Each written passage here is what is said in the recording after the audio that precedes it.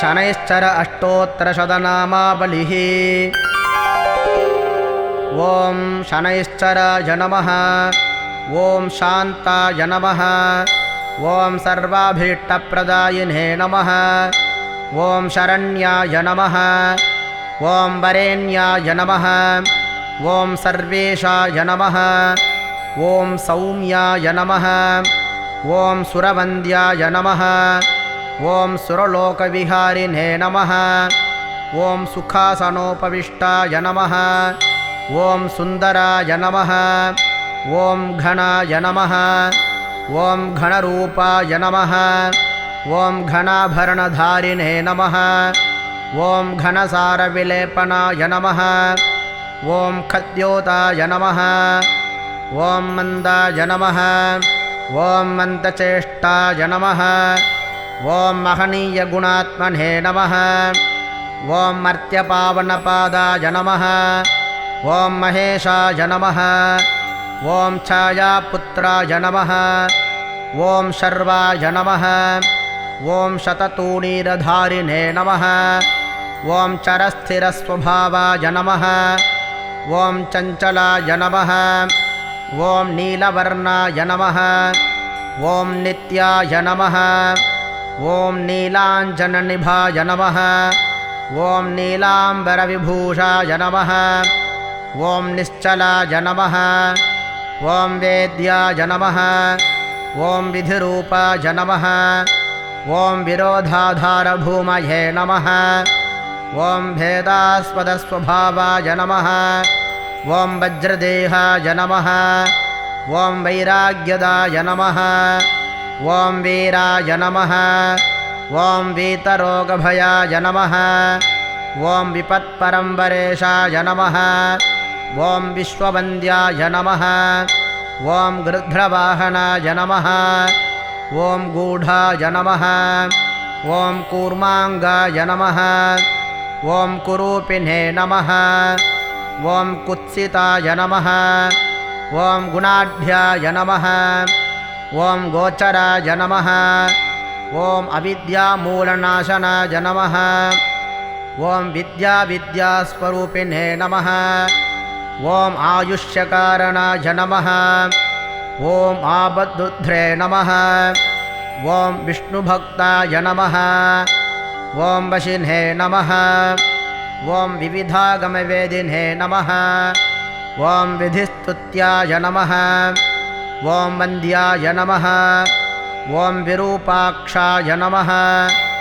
ॐ वरिष्ठाय नमः। ॐ गरिष्ठाय नमः। ॐ वज्राङ्कुशधराय नमः। ॐ वरदाय नमः। ॐ अभयहस्ताय नमः। ॐ वामनाय नमः। ॐ ज्येष्ठापत्नीसमेताय नमः। ॐ श्रेष्ठाय नमः। ॐ मितभाषिणे नमः। ॐ कष्टौघनाशकाय नमः। ॐ आर्यपुष्टिदाय नमः। ॐ स्तुत्याय नमः। ॐ स्तोत्रगम्याय नमः। ॐ भक्तिवश्याय नमः। ॐ भानवे नमः। ॐ भानुपुत्राय नमः। ॐ भव्याय नमः। ॐ पावनाय नमः। ॐ धनुर्मण्डलसंस्थाय नमः। ॐ धनदाय नमः। ॐ धनुष्मते नमः। ॐ तनुप्रकाशदेहाय नमः। ॐ तामसाय नमः। ॐ अशेषजनवन्द्याय नमः। ॐ विशेषबलदायिने नमः।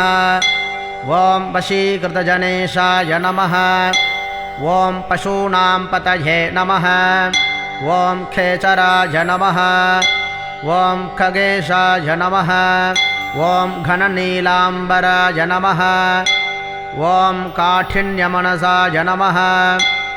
ॐ आर्यगुणसंस्तुत्याय नमः। ॐ नीलच्छत्राय नमः। ॐ नित्याय नमः। ॐ निर्गुणाय नमः। ॐ गुणात्मने नमः। ॐ निरामयाय नमः। ॐ निन्द्याय नमः। ॐ वन्दनीयाय नमः।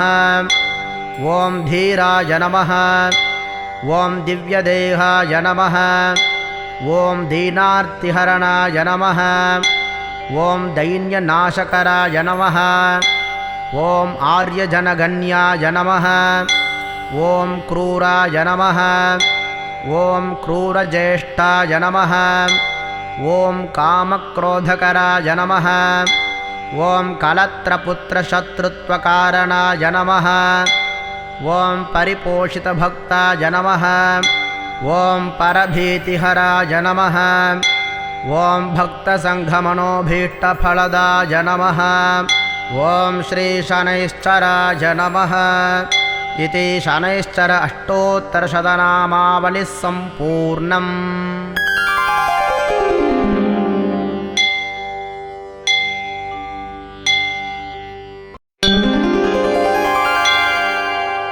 शनैश्चर अष्टोत्तरशतनामस्तोत्रम्। शनैश्चराय शान्ताय सर्वाभीष्टप्रदायिने शरण्याय वरेण्याय सर्वेशाय नमो नमः। सौम्याय सुरवन्द्याय सुरलोकविहारिणे सुखासनोपविष्टाय सुन्दराय नमो नमः। घनाय घनरूपाय घनाभरणधारिणे घनसारविलेपाय खद्योताय नमो नमः। मन्दाय मन्दचेष्टाय महनीयगुणात्मने मर्त्यपावनपादाय महेशाय नमो नमः। छायापुत्राय शर्वाय शततूणीरधारिणे चरस्थिरस्वभावाय चञ्चलाय नमो नमः। नीलवर्णाय नित्याय नीलाञ्जननिभाय च नीलाम्बरविभूषाय निश्चलाय नमो नमः। वेद्याय विधिरूपाय वीरोधाधारभूमये भेदास्पदस्वभावाय वज्रदेहाय ते नमः। वैराग्यदाय वीराय वीतरोगभयाय च विपत्परम्परेशाय विश्ववन्द्याय ते नमः। गृध्रवाहाय गूढाय कूर्माङ्गाय कुरूपिणे कुत्सिताय गुणाढ्याय गोचराय नमो नमः। अविद्यामूलनाशाय विद्यास्वरूपिणे आयुष्कारणायापदुद्धर्ते च नमो नमः। विष्णुभक्ताय वशिने विविधागमवेदिने विचिस्तुत्याय वन्द्याय विरूपाक्षाय ते नमः। वरिष्ठाय गरिष्ठाय वज्राङ्कुशधराय च वरदाभयहस्ताय वामनाय नमो नमः। ज्येष्ठापत्नीसमेताय श्रेष्ठाय मितभाषिने कष्टौघनाशकार्यार्यपुष्टिदाय नमो नमः। स्तुत्याय स्तोत्रगम्याय भक्तिवश्याय भानवे भानुपुत्राय भव्याय पावनाय नमो नमः। धनुर्मण्डलसंस्थाय धनदाय धनुष्मते धनुप्रकाशदेहाय तामसाय नमो नमः। अशेषजनवन्द्याय विशेषफलदायिने वशीकृतजनेशाय पशूनां पतये नमः। खेचराय खगेशाय घननीलाम्बराय च काठिन्यमनसार्यार्य घनस्तुत्याय ते नमः। नीलच्छत्राय नित्याय निर्गुणाय गुणात्मने निरामयाय निन्द्याय वन्दनीयाय ते नमः। धीराय दिव्यदेहाय दीनार्तिहरणाय च दैत्यनाशकरार्यार्य जनगर्भाय ते नमः। क्रूराय क्रूरचेष्टाय कामक्रोधकराय च कलत्रपुत्रशत्रुत्वकारणाय नमो नमः। परिपोषितभक्ताय परभीतिहराय च भक्तसङ्घमनोभीष्टफलदाय नमो नमः। इत्थं शनैश्चरस्येदं नाम्नामष्टोत्तरं शतम्। प्रत्यहं प्रजपन्मर्त्यः दीर्घमायुरवाप्नुयात्।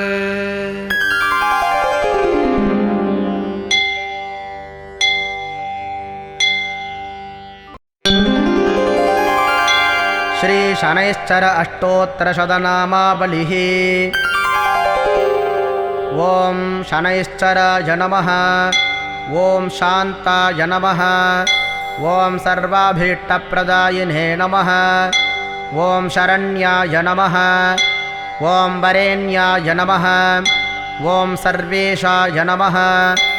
ॐ सौम्याय नमः। ॐ सुरवन्द्याय नमः। ॐ सुरलोकविहारिणे नमः।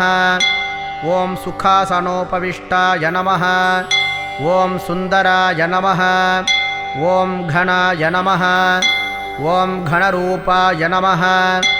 ॐ घनाभरणधारिणे नमः। ॐ घनसारविलेपनाय नमः। ॐ खद्योताय नमः। ॐ मन्दाय नमः।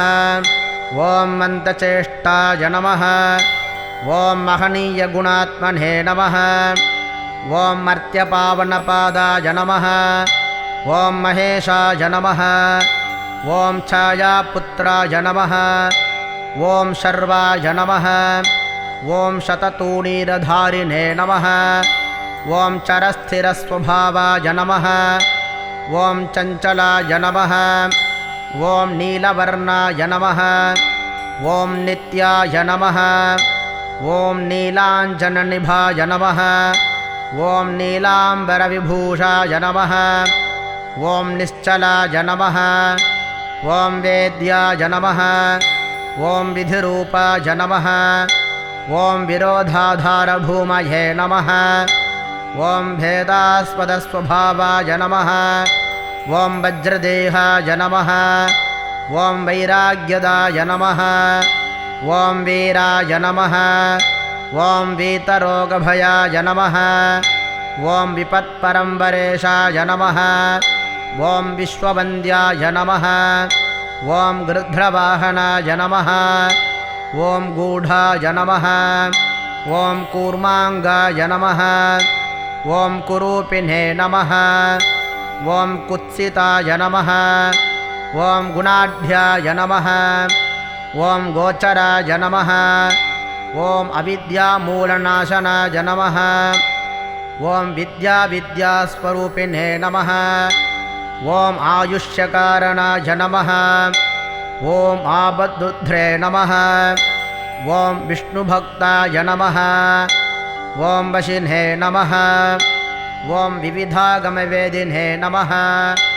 ॐ विधिस्तुत्याय नमः। ॐ वन्द्याय नमः। ॐ विरूपाक्षाय नमः। ॐ वरिष्ठाय नमः। ॐ गरिष्ठाय नमः। ॐ वज्राङ्कुशधराय नमः। ॐ वरदाय नमः। ॐ अभयहस्ताय नमः। ॐ वामनाय नमः। ॐ ज्येष्ठापत्नीसमेताय नमः। ॐ श्रेष्ठाय नमः। ॐ मितभाषिणे नमः। ॐ कष्टौघनाशकाय नमः।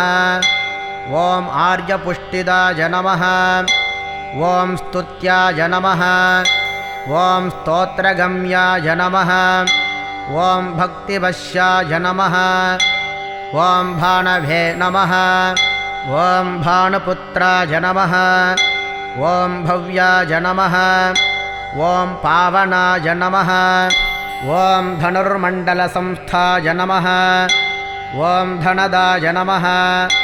ॐ धनुष्मते नमः। ॐ तनुप्रकाशदेहाय नमः। ॐ तामसाय नमः। ॐ अशेषजनवन्द्याय नमः।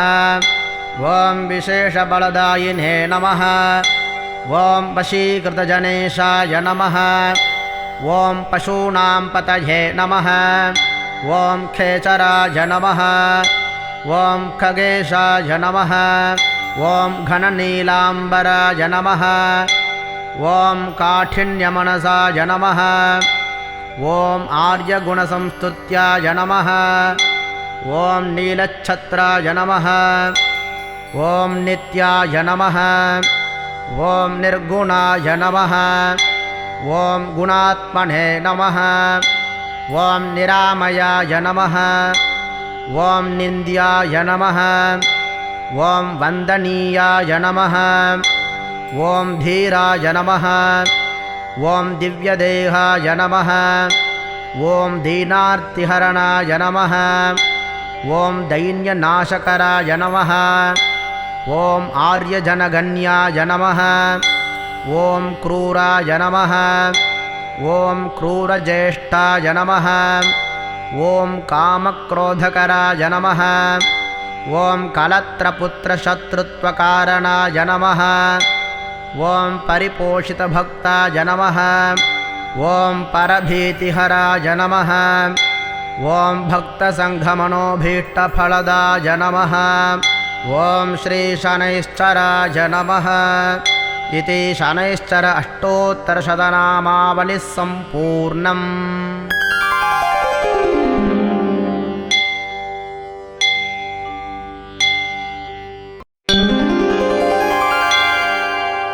शनैश्चर अष्टोत्तरशतनामस्तोत्रम्। शनैश्चराय शान्ताय सर्वाभीष्टप्रदायिने शरण्याय वरेण्याय सर्वेशाय नमो नमः। सौम्याय सुरवन्द्याय सुरलोकविहारिणे सुखासनोपविष्टाय सुन्दराय नमो नमः।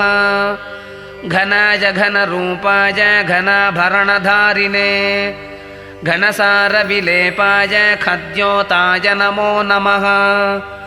मन्दाय मन्दचेष्टाय महनीय गुणात्मने मर्त्यपावनपादाय महेशाय नमो नमः। छायापुत्राय शर्वाय शततूणीरधारिणे चरस्थिरस्वभावाय चञ्चलाय नमो नमः। नीलवर्णाय नित्याय नीलाञ्जननिभाय च नीलाम्बरविभूषाय निश्चलाय नमो नमः। वेद्याय विधिरूपाय वीरोधाधारभूमये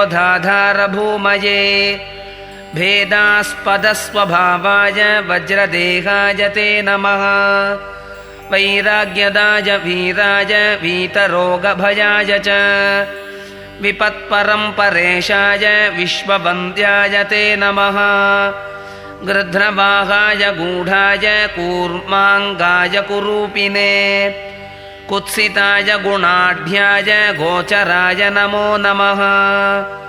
अविद्यामूलनाशाय विद्यास्वरूपिणे आयुष्कारणायापदुद्धर्ते च नमो नमः। विष्णुभक्ताय वशिने विविधागमवेदिने विचिस्तुत्याय वन्द्याय विरूपाक्षाय ते नमः। वरिष्ठाय गरिष्ठाय वज्राङ्कुशधराय च वरदाभयहस्ताय वामनाय नमो नमः। ज्येष्ठापत्नीसमेताय श्रेष्ठाय मितभाषिने कष्टौघनाशकार्यार्यपुष्टिदाय नमो नमः। स्तुत्याय स्तोत्रगम्याय भक्तिवश्याय भानवे भानुपुत्राय भव्याय पावनाय नमो नमः। धनुर्मण्डलसंस्थाय धनदाय धनुष्मते धनुप्रकाशदेहाय तामसाय नमो नमः। अशेषजनवन्द्याय विशेषफलदायिने वशीकृतजनेशाय पशूनां पतये नमः। खेचराय खगेशाय घननीलाम्बराय च काठिन्यमनसार्यार्य घनस्तुत्याय ते नमः। नीलच्छत्राय नित्याय निर्गुणाय गुणात्मने निरामयाय निन्द्याय वन्दनीयाय ते नमः। धीराय दिव्यदेहाय दीनार्तिहरणाय च दैत्यनाशकरार्यार्य जनगर्भाय ते नमः। क्रूराय क्रूरचेष्टाय कामक्रोधकराय च कलत्रपुत्रशत्रुत्वकारणाय नमो नमः। परिपोषितभक्ताय परभीतिहराय च भक्तसङ्घमनोभीष्टफलदाय नमो नमः। इत्थं शनैश्चरस्येदं नाम्नामष्टोत्तरं शतम्। प्रत्यहं प्रजपन्मर्त्यः दीर्घमायुरवाप्नुयात्।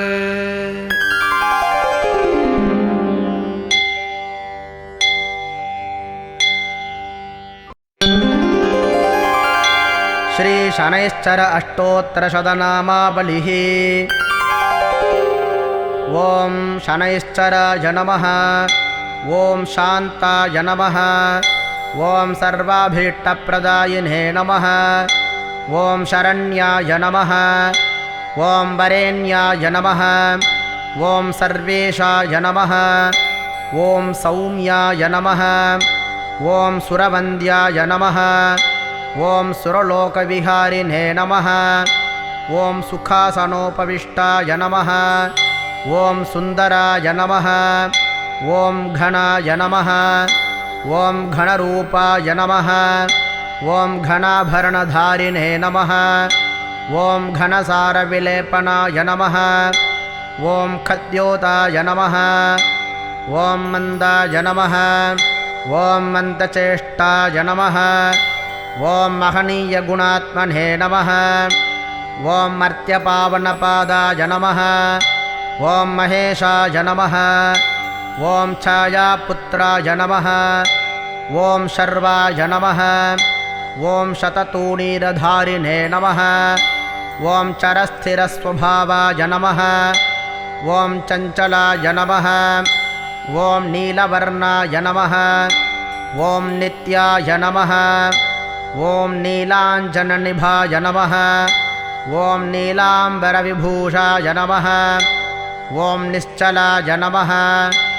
ॐ वेद्याय नमः।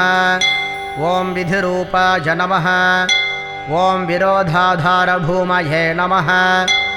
ॐ भेदास्पदस्वभावाय नमः। ॐ वज्रदेहाय नमः। ॐ वैराग्यदाय नमः। ॐ वीराय नमः। ॐ वीतरोगभयाय नमः। ॐ विपत्परम्बरेशाय नमः। ॐ विश्ववन्द्याय नमः। ॐ गृध्रवाहनाय नमः। ॐ गूढाय नमः। ॐ कूर्माङ्गाय नमः। ॐ कुरूपिणे नमः। ॐ कुत्सिताय नमः। ॐ गुणाढ्याय नमः। ॐ गोचराय नमः। ॐ अविद्यामूलनाशनाय नमः। ॐ विद्यास्वरूपिणे नमः। ॐ आयुष्यकारणाय नमः। ॐ आबद्धुध्रे नमः। ॐ विष्णुभक्ताय नमः। ॐ वशिन्हे नमः। ॐ विविधागमवेदिने नमः। ॐ विधिस्तुत्याय नमः। ॐ वन्द्याय नमः।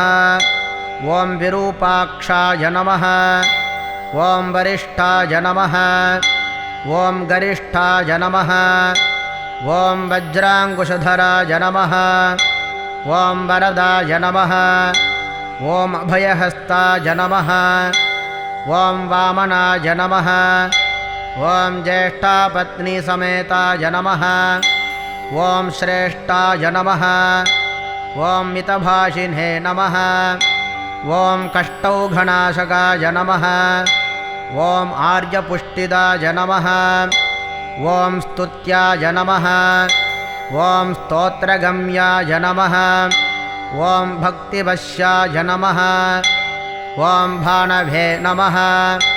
ॐ भानुपुत्राय नमः। ॐ भव्याय नमः। ॐ पावनाय नमः। ॐ धनुर्मण्डलसंस्थाय नमः। ॐ धनदाय नमः। ॐ धनुष्मते नमः। ॐ तनुप्रकाशदेहाय नमः। ॐ तामसाय नमः। ॐ अशेषजनवन्द्याय नमः। ॐ विशेषबलदायिने नमः। ॐ वशीकृतजनेशाय नमः। ॐ पशूनां पतये नमः। ॐ खेचराय नमः। ॐ खगेशाय नमः। ॐ घननीलाम्बराय नमः। ॐ काठिन्यमनसाय नमः। ॐ आर्यगुणसंस्तुत्याय नमः। ॐ नीलच्छत्राय नमः। ॐ नित्याय नमः। ॐ निर्गुणाय नमः। ॐ गुणात्मने नमः। ॐ निरामयाय नमः। ॐ निन्द्याय नमः। ॐ वन्दनीयाय नमः। ॐ धीराय नमः ॐ दिव्यदेहाय नमः ॐ दीनार्तिहरणाय नमः ॐ दैन्यनाशकराय नमः ॐ आर्यजनगण्याय नमः ॐ क्रूराय नमः ॐ क्रूरज्येष्ठाय नमः ॐ कामक्रोधकराय नमः ॐ कलत्रपुत्रशत्रुत्वकारणाय नमः ॐ परिपोषितभक्ताय नमः ॐ परभीतिहराय नमः ॐ भक्तसङ्घमनोभीष्टफलदाय नमः ॐ श्रीशनैश्चराय नमः इति शनैश्चर अष्टोत्तरशतनामावलिः सम्पूर्णम्।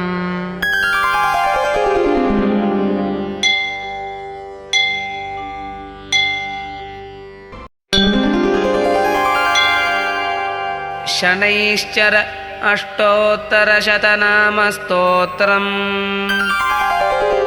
शनैश्चराय शान्ताय सर्वाभीष्टप्रदायिने शरण्याय वरेण्याय सर्वेशाय नमो नमः। सौम्याय सुरवन्द्याय सुरलोकविहारिणे सुखासनोपविष्टाय सुन्दराय नमो नमः। घनाय घनरूपाय घनाभरणधारिणे घनसारविलेपाय खद्योताय नमो नमः। मन्दाय मन्दचेष्टाय महनीयगुणात्मने मर्त्यपावनपादाय महेशाय नमो नमः। छायापुत्राय शर्वाय शततूणीरधारिणे चरस्थिरस्वभावाय चञ्चलाय नमो नमः। नीलवर्णाय नित्याय नीलाञ्जननिभाय च नीलाम्बरविभूषाय निश्चलाय नमो नमः। वेद्याय विधिरूपाय वीरोधाधारभूमये भेदास्पदस्वभावाय वज्रदेहाय ते नमः। वैराग्यदाय वीराय वीतरोगभयाय च विपत्परम्परेशाय विश्ववन्द्याय ते नमः। गृध्रवाहाय गूढाय कूर्माङ्गाय कुरूपिणे कुत्सिताय गुणाढ्याय गोचराय नमो नमः। अविद्यामूलनाशाय विद्यास्वरूपिणे आयुष्कारणायापदुद्धर्ते च नमो नमः। विष्णुभक्ताय वशिने विविधागमवेदिने विचिस्तुत्याय वन्द्याय विरूपाक्षाय ते नमः। वरिष्ठाय गरिष्ठाय वज्राङ्कुशधराय च वरदाभयहस्ताय वामनाय नमो नमः। ज्येष्ठापत्नीसमेताय श्रेष्ठाय मितभाषिने कष्टौघनाशकार्यार्यपुष्टिदाय नमो नमः। स्तुत्याय स्तोत्रगम्याय भक्तिवश्याय भानवे भानुपुत्राय भव्याय पावनाय नमो नमः। धनुर्मण्डलसंस्थाय धनदाय धनुष्मते धनुप्रकाशदेहाय तामसाय नमो नमः। अशेषजनवन्द्याय विशेषफलदायिने वशीकृतजनेशाय पशूनां पतये नमः। खेचराय खगेशाय घननीलाम्बराय च काठिन्यमनसार्यार्य गणस्तुत्याय ते नमः। नीलच्छत्राय नित्याय निर्गुणाय गुणात्मने निरामयाय निन्द्याय वन्दनीयाय ते नमः। धीराय दिव्यदेहाय दीनार्तिहरणाय च दैत्यनाशकरार्यार्य जनगर्भाय ते नमः। क्रूराय क्रूरचेष्टाय कामक्रोधकराय च कलत्रपुत्रशत्रुत्वकारणाय नमो नमः। परिपोषितभक्ताय परभीतिहराय च भक्तसङ्घमनोभीष्टफलदाय नमो नमः। इत्थं शनैश्चरस्येदं नाम्नामष्टोत्तरं शतम्। प्रत्यहं प्रजपन्मर्त्यः दीर्घमायुरवाप्नुयात्।